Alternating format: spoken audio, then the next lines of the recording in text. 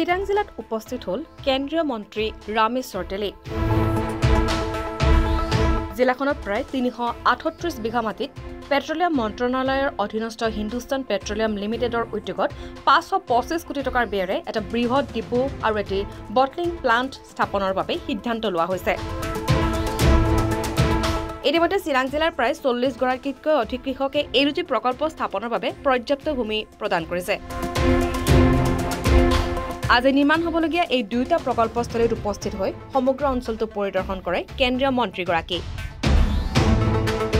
চিৰাং ডিষ্ট্ৰিক্টৰ কামাৰডাঙ্গাত নিশ্চয় আপোনালোক গম পাইছে এটা ডিপো আৰু এটা বটলিং প্লাণ্ট অৰ্থাৎ দুটা প্ৰজেক্ট কৰিবৰ কাৰণে হিন্দুস্তান পেট্ৰলিয়ামে সিদ্ধান্ত লৈছে।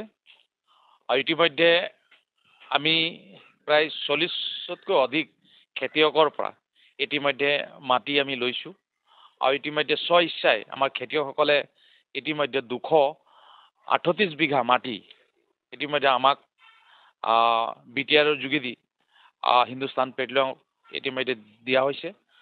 আৰু নিশ্চয় আপোনালোকে গম পাইছে যে আমি এই প্ৰজেক্টটো ৫২৫ কোটি টকাৰ এই প্ৰজেক্টটো ইতিমধ্যে কৰাৰ কাৰণে সিদ্ধান্ত লোৱা হৈছে। আৰু আমি যিসকল খেতিয়ক তেওঁলোকৰ ইতিমধ্যে যি ক্ষতিপূৰণ ইতিমধ্যে দিয়াৰ ব্যৱস্থা কৰিছোঁ। আৰু আমি এই মাহৰ ভিতৰতে তাৰ আধা ৰাখিবৰ কাৰণে ইতিমধ্যে আমি সিদ্ধান্ত লৈছোঁ। ইতিমধ্যে অসমৰ মুখ্যমন্ত্ৰী ডাঙৰীয়াৰ লগত এই বিষয়ে কেইবাবাৰো আলোচনা হৈছে। আমাৰ BTRৰ চিফ প্ৰমোদ বড়ো ডাঙৰীয়াৰ লগত ইতিমধ্যে আলোচনা হৈছে।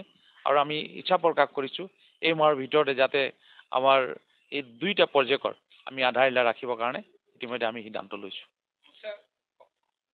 তাৰ উপৰি বৰ্তমান আমি বঙাইগাঁও ৰিফাইনেৰীত উপস্থিত আছোঁ।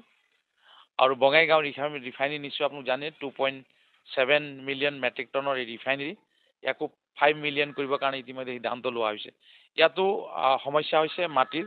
আৰু ইতিমধ্যে BTRৰ চিফৰ লগত বাৰে বাৰে আলোচনা হৈছে যে মাটিখিনি যদি আমি সোনকালে পাই যাওঁ তে নিশ্চয় ইয়াৰ 5 মিলিয়ন যিটো এক্সপাণ্ড কৰিবলগীয়া আছে নিশ্চয় তাৰো আমি আধা ৰাখিব পাৰিম। ২০২২ চনৰ অক্টোবৰ মাহত তাৰে স্থানীয় খেতিয়কসকলৰ লগত সেই মাটি যিটো অধিগ্ৰহণ প্ৰক্ৰিয়াটো চলিছিল তাৰপৰা ১.৫ বছৰ হৈ গ'ল। পিছুৱাই যোৱাৰ কাৰণটো কি? নিশ্চয় প্ৰথমতে আমি সেই প্ৰজেক্টটো বেলেগ এঠাইত কৰাৰ কথা আছিলে আৰু তাৰ খেতিয়কসকলক বুজাব নোৱাৰিলোঁ। যিটো মই একজেক্টলি জেগাডোখৰ নামটো পাহৰি গৈছোঁ, কি নাম আছিলে? ডাংতল। হয় হয়, তাত লৈছিলোঁ, ডাংতলত লৈছিলোঁ। কিন্তু তাৰ খেতিয়কসকলক বুজাব নোৱাৰিলোঁ আৰু যাৰ কাৰণে সেই প্ৰজেক্টটো অলপ দূৰত শ্বিফ্ট কৰিবলগীয়া হ'ল। আৰু তাত ৰাইজে উপযাচি কৈছে আমাৰ মাটি লওক। আৰু ঠিক তেনেকৈ আমি ২৩৮ বিঘা মাটি তেনেকৈ পালোঁ যে উপযাচি দিছে ৰাইজে। আৰু তাত কিছু কথা কৈছিল যে আমাৰ মাটি ল'লে চাকৰি দিয়াৰ ব্যৱস্থা কৰিব। এনেধৰণৰ কথাবিলাক অহাৰ পিছত নিশ্চয় ২০২২ চনত মই নিজেই আহিছিলোঁ। আৰু মই ভাবোঁ যে প্ৰজেক্টটো খুব সোনকালে হ'ব লাগে। ইতিমধ্যে মই নিজৰ ফালৰ পৰা সিদ্ধান্ত লৈছোঁ যে আমি এই মাহৰ ভিতৰত আধা কেনেকৈ কৰিব পৰা যায়। ইতিমধ্যে BTR চিফৰ লগতো আলোচনা কৰি আছোঁ। আৰু নিশ্চয় 3 বছৰৰ ভিতৰত এই প্ৰজেক্টটো কমপ্লিট হ'ব।